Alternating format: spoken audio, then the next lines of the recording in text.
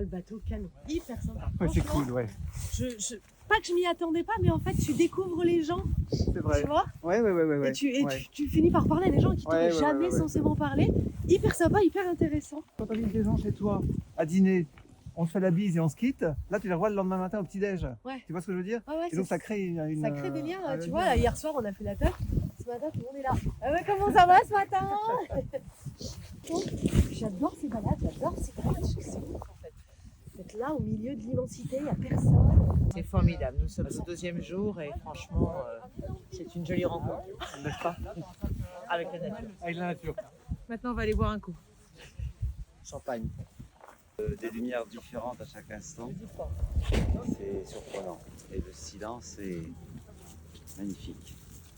Là, ça me fait beaucoup penser à la Patagonie, où on a fait vraiment des voyages de folie, avec des débarquements insensés au bord de glaciers, qu'on pouvait presque toucher du doigt. C'était absolument inouï. Et là, on a la même sensation de calme, de quiétude et de pureté, surtout. C'est formidable.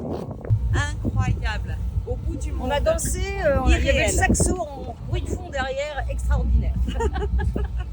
C'est hyper agréable de faire les balades en fait, parce que comme tu es au plus près de l'équipe d'expédition, on te raconte plein de trucs, donc c'est une balade instructive, tu vois, tu apprends des trucs. Je trouve ça du coup, ça upgrade l'expérience. C'est pour ça qu'elle est très forte, Sophie. C'est pour des moments comme ça où tout le monde se retrouve avec plaisir, dans des endroits absolument exceptionnels, avec une cuisine formidable. Et tout d'un coup, les gens sont heureux. Et ça de les rendre heureux, et ça les fait parler entre eux, être ouverts, plus amicaux, c'est formidable. Regarde.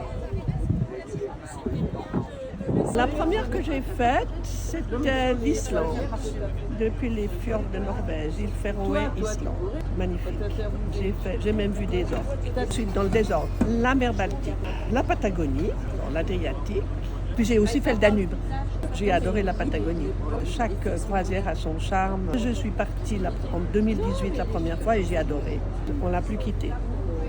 Et je vais continuer avec. La première, j'étais dans les fjords norvégiens. La deuxième, je crois, c'était en Méditerranée. On a fait les grands lacs américains l'année dernière. Vous nous emmenez sur la Baltique. On a fait plein de pays qu'on n'aurait jamais imaginé qui sont super. L'Estonie, Lettonie.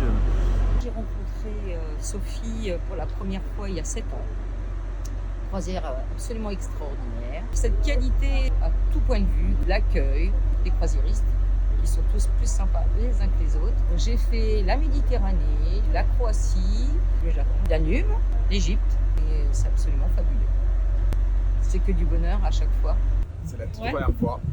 C'est ce que je vais voir, ça va être magnifique et sympa. Ouais, je rêve. J'attendais un truc plus plan-plan.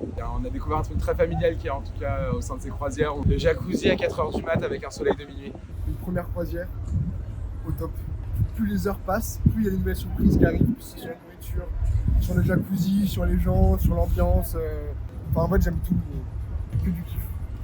C'était un rêve blanc, voilà. Et je suis ravie d'avoir fait ce voyage et d'avoir découvert le Spitsberg. Et je reviendrai, j'espère.